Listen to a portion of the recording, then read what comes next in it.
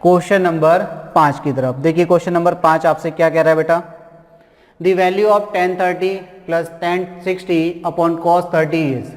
Simple question है, केवल values रखनी है आपको। अगर मान पता है कि tan 30 का मान कितना होता है, tan 60 का मान कितना होता है और cos 30 का मान कितना होता है, वैल्यू पुट कर दीजिए और आंसर आ जाएगा। देखिए tan 30 का मान होता है बेटा आपके पास, अगर हम डायरेक्ट देखें इस क्वेश्चन को तो tan 30 का मान 1/√3 होता है, tan 60 का मान √3 होता है, cos 30 का मान आपका √3/2 होता है। ये cos 60 का मान होता है, cos 30 का सॉरी, sin 60 का √3/2 होता है और cos 30 का √3/2 होता है। ठीक है, इसको सॉल्व कर लीजिए तो इसके अपॉन में 1 मान लीजिए, एलसीएम लेंगे तो 1 प्लस √3 और √3 कितना हो जाएगा, तो 3 हो जाएगा मल्टीप्लाई में। √3 का मल्टीप्लाई √3 से करेंगे तो कितना हो जाएगा 3, अपॉन में कितना, तो आप कहेंगे सर √3, यहाँ पर कितना चल रहा तो आप कहेंगे सर √3/2। अब ये कहाँ आएगा ऊपर और ये कहाँ जाएगा भाई, ऊपर चला जाएगा, ये नीचे आ जाएगा। तो ऊपर कितना हो गया भाई, ये 4 का मल्टीप्लाई 2 से और √3 का मल्टीप्लाई √3 से हो जाएगा। तो ऊपर तो हो गया 8 और नीचे कितना हो गया 3, 8/3 आपका आंसर आ गया। तो 8/3 किस ऑप्शन में दिया है, ऑप्शन ए में दिया है। तो सिंपल क्वेश्चन था, tan 30, tan 60 और cos 30 की वैल्यू आपको पता ही होगी क्या होती है, वैल्यू रख के आप आंसर निकाल सकते हैं। आगे बढ़ते हैं, क्वेश्चन नंबर 6 देखिए। Question number 6, A can finish a work in 20 days, B can finish the same work in 25 days, they begin together but B left the work after 5 days, how many more days will it take to finish the remaining work. Question आपसे कह रहा है ए किसी car को 20 दिनों में पूरा कर सकता है और बी उसी कार को 25 दिनों में पूरा कर सकता है। उन्होंने एक साथ कार्य प्रारंभ किया लेकिन बी ने 5 दिनों के बाद काम छोड़ दिया, तो शेष कार्य को पूरा करने में ए को कितने दिन लगेंगे, कितने और दिन लगेंगे। ठीक है ना। अब आप ये बताइए कि टाइम एंड वर्क का क्वेश्चन, दो चीज़ों पर फोकस करना है, एक तो आपको वर्क और एक एफिशिएंसी पर, कार और क्षमता निकालनी है। कैसे निकालेंगे कार, तो देखिए ए कितने दिन में करता है भाई काम, तो आप कहेंगे ए और बी के दिन दिए हैं, ए करता है 20 दिन में और बी कितने दिन में करता है 25 दिन में। इन दोनों का आप एलसीएम ले लेंगे, कितना आएगा 100, तो ये आपके पास क्या निकल आया डब्ल्यू यानी कि वर्क। बी ए 25 दिन में 100 करता है तो एक दिन में 5, बी 25 दिन में 100 करता है तो एक दिन में 4। अच्छा ए और बी अगर बेटा दोनों मिलकर एक दिन काम करें तो कितना करेंगे, तो आप कहेंगे सर 5 और 4 9 यूनिट काम करेंगे। लेकिन बी ने कितने दिन बाद काम छोड़ा, तो आप कहेंगे सर 5 दिन बाद। तो इसका मतलब ए और बी ने 5 दिन तक को साथ में काम किया, तो 5 दिन का इनका काम निकाल दीजिए, कितना हो गया 45। तो अगर हम देखें कि शेष कार्य कितना है, रिमेनिंग वर्क कितना बचा, तो आप कहेंगे सर 100 में से 45 हो गया, कितना हो गया 100 में से 45 हो गया, तो कितना बचा 55 यूनिट का काम बचा।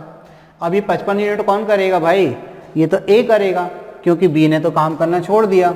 अब बी ने काम करना छोड़ दिया तो ए से आपको कितना 55 यूनिट का काम कराना है। एक दिन में करता कितना है भाई, तो आप कहेंगे 5, तो कितने दिन लेगा ये 55 यूनिट काम करने में, तो ए के दिन निकलेंगे यहाँ से। कैसे, 55 यूनिट का काम है, ए करता है एक दिन में 5, तो कितने दिन में कर लेगा, तो आप कहेंगे सर 11 दिन में। कितने दिन में कर लेगा, 11 दिन में।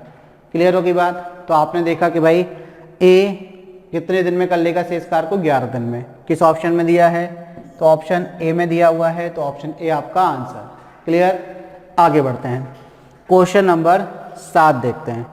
क्वेश्चन नंबर 7 क्या कह रहा है, देखिए, in triangle ABC if A B equal to A C and angle B A C equal to 40 degree then the measure of angle B is. Question आपसे कह रहा है कि त्रिभुज एबीसी में यदि ए बी बराबर ए सी तथा कोण बी ए सी बराबर 40 डिग्री हो तो कोण बी की माप ज्ञात कीजिए। अब आप बताइए कौन सा ट्राइंगल है, कौन सा त्रिभुज है। तो यहाँ पर अगर इन्होंने आपसे बोला है कि एक त्रिभुज है जिसमें ए बी बराबर ए सी, मतलब ये आपको बात समझ आ गई कि ये समद्विबाहु त्रिभुज है, मतलब आइसोसेलेस ट्राइंगल है, समद्विबाहु त्रिभुज ए बी बराबर ए सी है। एक कोण दिया आपको, कौन सा, बी ए सी, ये वाला कोण कितना दिया है, तो आप कहेंगे सर 40 डिग्री दिया है, 40 डिग्री दिया है। आपको कौन सा कोण पूछा है, अगर आपसे बोला जाए तो आप कहेंगे सर हमसे कोण बी पूछा है, ये वाला कोण पूछा है, कितना है।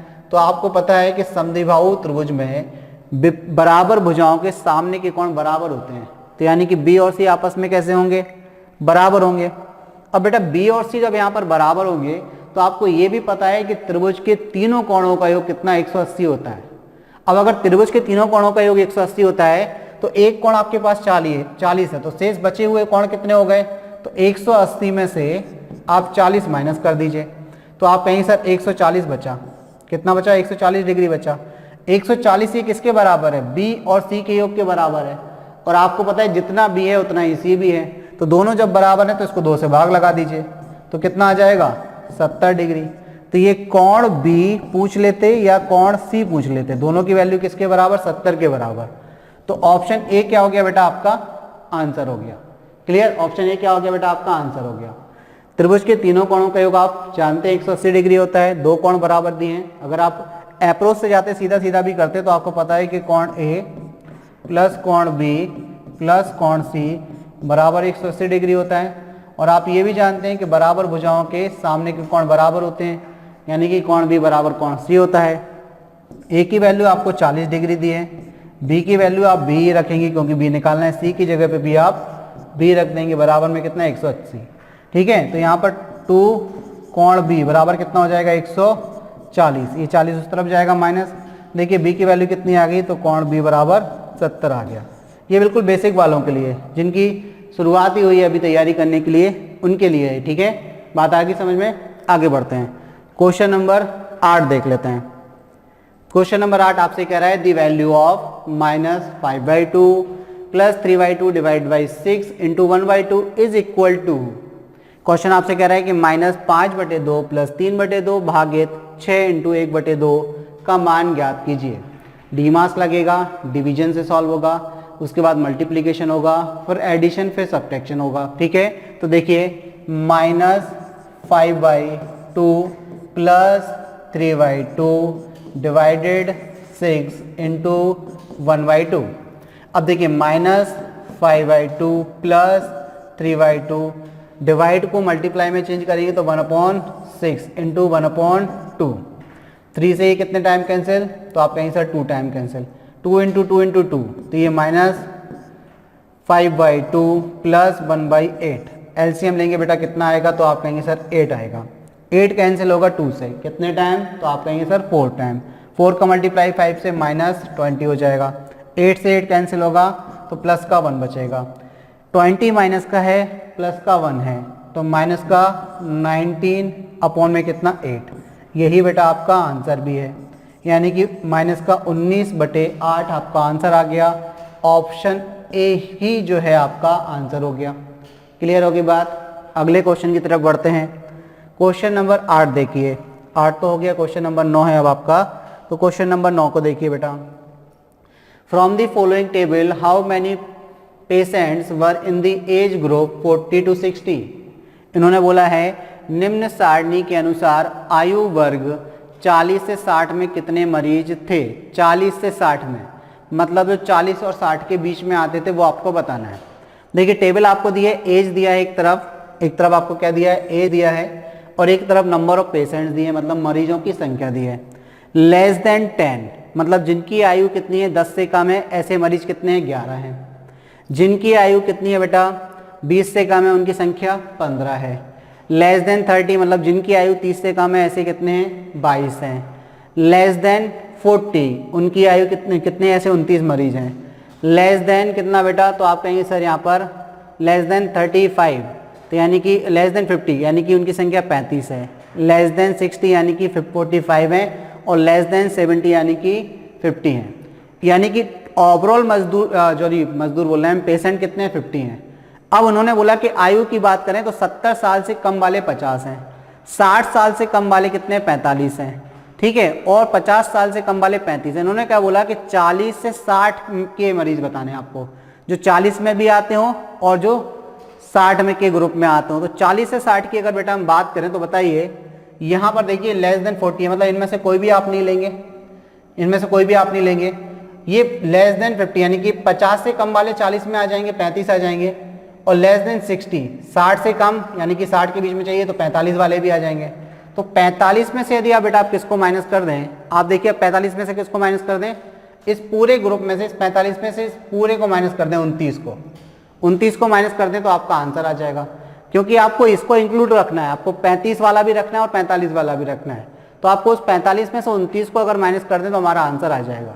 तो आप क्या करिए, 45 में से 29 को माइनस कर दीजिए। 15 माइनस 9 करेंगे तो 6 आएगा, 3 माइनस होगा तो ये 16, यानी कि 16% यानी कि क्या बोलते हैं पेशेंट को, क्या बोलते हैं, बीमार लोग। ठीक है, 16% कितने, 16 लोग ऐसे हैं जो जिनकी एज ग्रुप क्या है 40 से 60 के बीच में है। चलिए, तो यहाँ पर ऑप्शन डी जो है आपका आंसर हो जाएगा, क्योंकि देखिए लेस देन 50 बोलना है तो इसमें तो ये तो इंक्लूड रहेगा ना, लेस देन 60 बोल रहा है तो ये भी इंक्लूड रहेगा। तो आपको कौन सा ग्रुप हटाना है, लेस देन 40। तो 45 में से 29 तक का आप माइनस कर दीजिए, आपका आंसर क्लियर है। आगे बढ़ते हैं, क्वेश्चन नंबर 10 देखिए। क्वेश्चन नंबर 10 देखिए बेटा, क्या कह रहा है आपसे, the simple interest on a certain some at the end of 3 years at 5% per annum is ₹1200. The compound interest on the same sum for the same period at the same rate is interest compounded yearly. Question आपसे कह रहा है किसी निश्चित धनराशि पर 5% प्रति वर्ष की दर से 3 वर्षों के अंत में साधारण ब्याज 1200 रुपये है। समान धनराशि पर वार्षिक रूप से संयोजित समान दर से समान अवधि के लिए चक्रवृद्धि ब्याज क्या होगा। तो इस क्वेश्चन को करने का बहुत ही अच्छा तरीका आपको बताते हैं कि किस तरीके से आपको इस क्वेश्चन को बनाना है। पेपर में कभी भी आ जाएगा, आप चुटकियों में सॉल्व कर लेंगे। देखिए, इन्होंने सबसे पहले बात को समझ लीजिए कि एक निश्चित धनराशि नहीं पता है कितनी है, 5% प्रति वर्ष की दर से 3 वर्षों के अंत में जो साधारण ब्याज उस पर मिलता है वो 1200 रुपये है। अब बोल रहे हैं कि वही वाली धनराशि जो पहले थी जिस पर हमें 1200 रुपये ब्याज मिला था, समान धनराशि पर वार्षिक दर से संयोजित, मतलब समान दर से संयोजित, यहाँ लिखा है समान दर से मतलब वही 5% की दर से संयोजित, समान अवधि के लिए मतलब वही 3 साल के लिए चक्रवृद्धि ब्याज बताना है। तो जब इस टाइप का क्वेश्चन आए तो देखिए आप कैसे करेंगे, आपको दिया क्या है, तो आप कहेंगे सर 3 साल का एसआई दिया है। एसआई मतलब सब इंस्पेक्टर नहीं, सिंपल इंटरेस्ट। नहीं तो आप कहेंगे 3 साल का एसआई मतलब 3 साल का सब इंस्पेक्टर है क्या, नहीं, उम्र का 3 साल का नहीं है, 3 साल का आपको क्या दिया है, सिंपल इंटरेस्ट। कितना दिया है बेटा, तो आप कहेंगे सर 1200 रुपये दिया है। तो अब आपको पता है कि सिंपल इंटरेस्ट यानी कि साधारण ब्याज हर साल समान होता है। तो अगर आपसे पूछा जाए कि 1 साल का साधारण ब्याज कितना होगा, तो आप कहें सर 1 ईयर का सिंपल इंटरेस्ट यानी कि एसआई आपका निकलेगा 400 रुपये। 1200 को 3 से भाग दे दीजिए, तो भाग लगाएंगे कितना आ गया, 400 रुपये। तो ये आपका 1 साल का सिंपल इंटरेस्ट आ गया।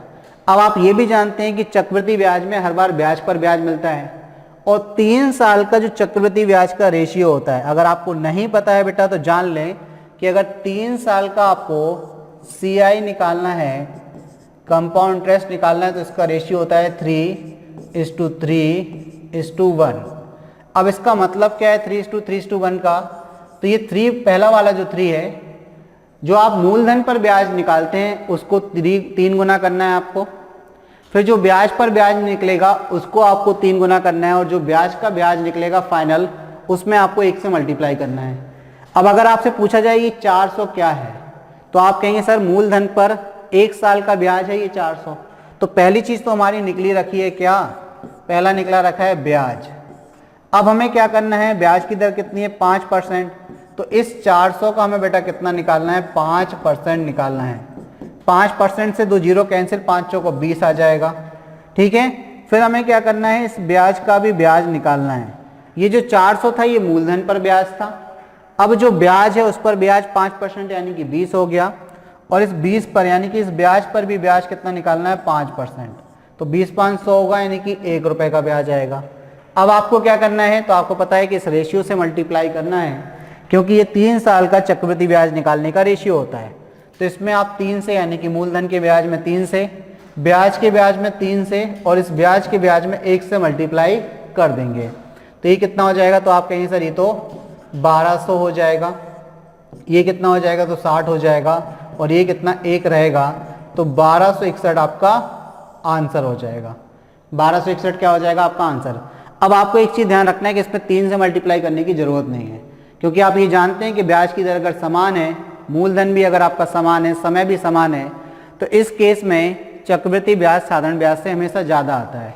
तो जो साधारण ब्याज आपका 1200 पहले ऑलरेडी दिया हुआ था, क्वेश्चन में जो 1200 दिया था, केवल आपको 3 से डिवाइड करके उसका एक बार ब्याज और उस ब्याज का ब्याज निकाल लेना है, उसको 3 और 1 से मल्टीप्लाई करके 1200 में डायरेक्ट जोड़ देना, तो आपका ये मल्टीप्लाई करने का समय बच जाएगा। ठीक है, हालांकि इसमें ज़्यादा समय नहीं जाएगा, 2 से 3 सेकंड का समय आपका लगेगा, लेकिन अगर आप वो 2-3 सेकंड भी बचाना चाहते हैं तो आप इस तरीके से मल्टीप्लाई भी कर सकते हैं, दिमाग में कैलकुलेट भी कर सकते हैं।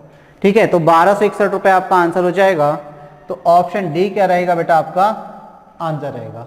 तो ऑप्शन डी क्या हो गया, आपके क्वेश्चन नंबर 10 का आंसर हो गया। ठीक है, आगे बढ़ते हैं। अब क्वेश्चन नंबर 11 देखते हैं। देखिए क्वेश्चन नंबर 11 देखिए, बहुत ही प्यारा क्वेश्चन है। क्या कह रहा है भाई, the average of 5 consecutive even numbers is m if the next 5 even numbers are also included, the average of these 10 numbers will be।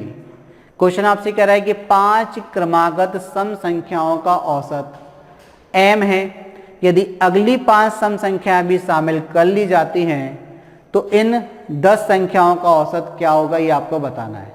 तो देखिए सबसे पहले ये जो m दिया है 10 का क्या होगा, इस पर के चक्कर में आप मत पढ़िए, आप तो 5 क्रमागत संख्याएं लिख लीजिए, सम संख्याएं।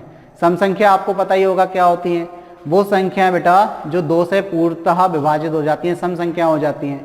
क्रमागत का मतलब क्या होता है बेटा, तो वो भी सुन लीजिए, ऐसी संख्याएं जो क्रम से हों। लेकिन अगर क्रमागत सम संख्याएं बोल रहे हैं तो मतलब 2 अगर पहली आपने ली तो 4 दूसरी होगी, 4 के बाद 6 तीसरी होगी, 6 के बाद 8 चौथी होगी, 8 के बाद 10 पांचवी होगी। ठीक है, तो इस प्रकार हमने क्रमागत सम संख्याओं के बारे में जाना। अब हम देखिए 5 क्रमागत सम संख्या ले लेते हैं। जैसे 2 ले लिया हमने, एक 4 ले लिया, एक 6 ले लिया, एक 8 ले लिया और एक 10 ले लिया। ठीक है, इनका जो औसत है वो m के बराबर है। तो अगर औसत की हम बात करें तो किसी भी संख्या का या किन्हीं भी संख्याओं का आपको औसत निकालना हो तो कैसे निकालते हैं, सम ऑफ नंबर्स, यानी कि 2 + 4 + 6 + 8 + 10 और बटे में कितनी संख्या है, वो नंबर ऑफ नंबर्स, यानी कि संख्याओं की संख्या तो 5 है। लेकिन आप कहेंगे सर हम तो बहुत सिंपल तरीके से करते हैं, वो सिंपल तरीका भी हम आपको बताएंगे। देखिए अभी आप सुनते जाइए बस।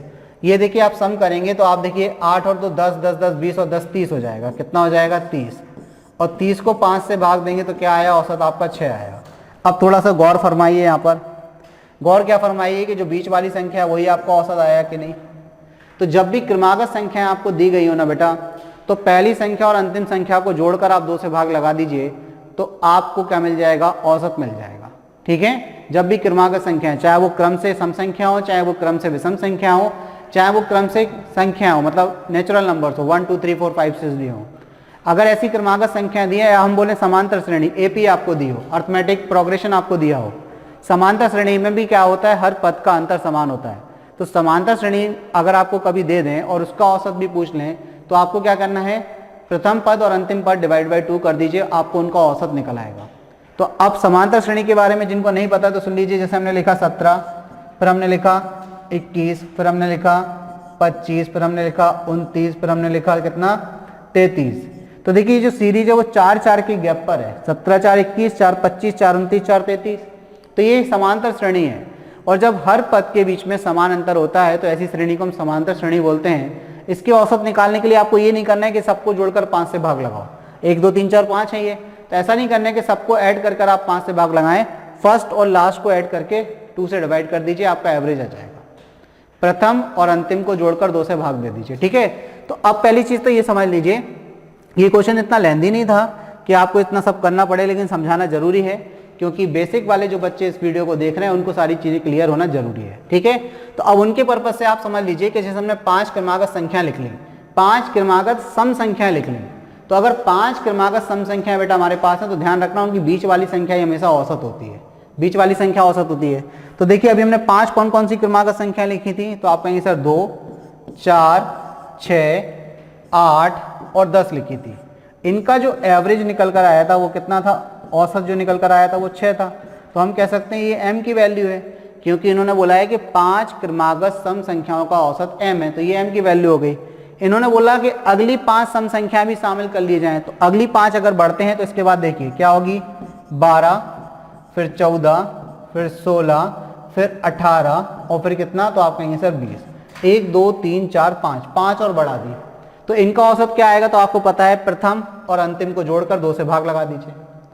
प्रथम और अंतिम को जोड़कर आप 2 से भाग लगा दीजिए, तो आप कहेंगे 2 + 20 / 2, तो ये 22 को भाग लगाएंगे 2 से तो 11 आया, तो 11 कहाँ मिलेगा आपको? 10 और 12 के बीच में।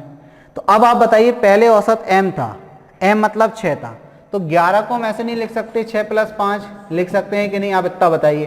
तो आप कहेंगे सर बिल्कुल लिख सकते हैं, 11 होता ही 6 + 5 के बराबर है, हो सकता है कि नहीं? तो m किसकी वैल्यू थी? 6 की वैल्यू, तो हम यहाँ पे कह सकते हैं कि m + 5 हो जाएगा कि नहीं? मतलब अगर आपके पास 5 क्रमागत सम संख्याएं दी हैं और उनका औसत m है, और उसके बाद वाली भी आप क्या कर रहे हैं बेटा? 5 संख्याओं को और जोड़ रहे हैं, 5 सम संख्याओं को और जोड़ रहे हैं, तो उनका औसत 5 बढ़ जाता है, यानी कि m + 5 हो जाता है। ठीक है, तो किस ऑप्शन में दिया है बेटा? तो ऑप्शन ए ही दिया है आपको, तो ऑप्शन ए क्या हो गया? आपका आंसर हो गया। क्लियर? तो इस टाइप का क्वेश्चन जब भी आएगा आप बना सकते हैं आसानी से। आगे बढ़ते हैं, क्वेश्चन नंबर 12 देख लेते हैं। देखिए क्वेश्चन नंबर 12 में आपको दिया है what should replace star in the number 94*2357 so that the number is divisible by 11। Question आपसे कह रहा है संख्या 94*2357 में स्टार को किस अंक से प्रतिस्थापित करना चाहिए ताकि वह संख्या 11 से विभाज्य हो। ताकि वह संख्या किससे विभाज्य हो बेटा? 11 से विभाज्य हो। अब आप देखिए 11 की विभाज्यता का जो पुराना नियम था ना, आप उसको दिमाग से निकाल दीजिए कि यदि आपको ये चेक करना है कि कोई संख्या 11 से विभाजित है या नहीं, तो हम उसमें क्या करते थे अभी तक कि कोई संख्या जो 11 से विभाजित है नहीं, उसके हम क्या सम स्थान के अंकों का योग, विषम स्थान के अंकों का योग, फिर उनका अंतर, यदि 0 आता है या 11 से विभाजित होता है तब वो 11 से विभाजित होगी। तो आपको ऐसा कुछ नहीं करना। अब आपको क्या करना है वो देखिए, आपके पास नंबर क्या है, तो आप कहेंगे सर 9 4 स्टार लगा है, इसमें इस स्टार की वैल्यू बतानी है 2 3 5 7। अब आप क्या करिए बेटा, इस नंबर के पेयर बना लीजिए पीछे से। तो पेयर मतलब हमने एक जोड़ा ये बना लिया, एक ये बना लिया, एक स्टार के साथ में 4 आ गया, एक जोड़ा नहीं बन रहा तो इसके आगे 0 बढ़ाकर आप एक जोड़ा बना दीजिए। जोड़ा बना दिया। अब आप देखिए, अब आप क्या करेंगे, हर एक जोड़े को 11 से भाग देंगे, इसको 11 से, इसको 11 से, इसको 11 से और इसको भी 11 से। अब आप जब इसको 11 से भाग देंगे बेटा, तो 11 चौक 44 होता है, 11 पंचे 55 होता है, तो यहाँ पर शेषफल कितना बचेगा? 2 बचेगा, प्लस का 2। एक शेषफल नेगेटिव भी होता है, नेगेटिव शेषफल जानते हैं? अगर नहीं जानते तो सुन लीजिए। जैसे अगर हम 5 से भाग लगाएं 7 में, तो हम कहेंगे 5 एकम 5, तो ये जो शेषफल आया वो तो प्लस का है। लेकिन अगर हमने 5 से भाग लगाया 7 में और हमने बोला 5 दूनी 10, तो ये जो शेषफल आएगा वो माइनस का आएगा, क्योंकि यहाँ माइनस होता है ये। तो इसको बोलते हैं हम नेगेटिव शेषफल। यानी कि अगर हम टेबल को जितने टाइम रीड करना चाहिए था उससे एक बार ज़्यादा रीड कर दें। हम जानते हैं कि किसी भी संख्या में भाग देने का नियम क्या होता है कि जिस संख्या में आप भाग दे रहे हैं और जिस संख्या से आप भाग दे रहे हैं, जिस संख्या से आप भाग दे रहे हैं उसका पहाड़ा आपको इतनी बार पढ़ना, उसकी टेबल इतने टाइम रीड करनी है कि जिस संख्या में आप भाग लगा रहे हैं उससे ज़्यादा ना हो। लेकिन आप ज़्यादा टाइम, अगर एक टाइम ज़्यादा उसको यानी कि एक बार ज़्यादा भाग दे देते हैं, तो इस प्रकार जो शेषफल बचता है बेटा वो नेगेटिव शेषफल होता है। ये हमारी कैलकुलेशन में बहुत मदद करता है। ठीक है, देखिए कैसे। अब आप 11 दूनी 22 करेंगे तो यहाँ पर तो प्लस का 1 ही बचेगा। अब आप देखिए यहाँ स्टार लगा है तो इसकी बात ही नहीं करते। यहाँ पर आप करिए कितना, 11 एकम 11, तो माइनस का 2 बचेगा, माइनस का 2 और प्लस का 2 कैंसिल। ठीक है, अब आपके पास 1 बचा, तो यहाँ पर आपको एक ऐसा डिजिट पुट करना है स्टार की जगह पे कि जब आप 11 से भाग दें तो रिमाइंडर कितना बचे? 10 बचे, कम से कम 10 शेषफल बचे। अब अगर 10 शेषफल बचेगा बेटा तभी 10 और 1 11 होगा, और जो शेषफल होगा 11, तो 11 11 से भाग जाता है, 11 में 11 से भाग जाता है, तभी इस संख्या में 11 से भाग जा पाएगा। तो अगर हम पहला ऑप्शन लेते हैं, अब ऑप्शन से शुरुआत करेंगे हम, यहाँ पर अब आपको ऑप्शन रखने पड़ेंगे। तो हमारे पास संख्या क्या है? 4 स्टार डिवाइड बाई 11, और एक रिमाइंडर हमारे पास अभी प्लस का 1 है। और अगर यहाँ पर रिमाइंडर 10 बच गया तो 10 + 1 11, और 11 11 से डिवाइड होता है, मतलब इस संख्या में भी 11 से भाग चला जाएगा। तो हमें एक नंबर लेना है। अब देखिए जहाँ पर हम लेते हैं, सबसे पहले स्टार की जगह पे 3 लिया, 3 लिया तो 11 से भाग देंगे, तो आप कहेंगे सर 11 तिया 33, 11 तिया 33 या 11 चौक 44 कर दीजिए। 11 चौक 44 करेंगे तो माइनस का 1 मिलेगा, माइनस का 1 और प्लस का 1 क्या देगा आपको? 0। तो अगर रिमाइंडर 0 मिल गया मतलब संख्या पूर्णतः डिवाइड हो जाएगी। तो देखिए कितनी अच्छी बात है कि पहला ही ऑप्शन आपका क्या हो गया, आंसर हो गया। 11 चौक 44 किया बेटा, तो माइनस का 1 शेषफल बचा, माइनस का 1 प्लस का 1 आप ऐड करेंगे तो 0 मिलेगा। तो जिस संख्या का रिमाइंडर 0 आ रहा है तो इसका मतलब 11 से पूरा पूरा भाग जाएगा इस संख्या में। तो 3 रखने पर यानी कि स्टार की वैल्यू क्या होगी, 3 हो गई यहाँ पर। क्लियर।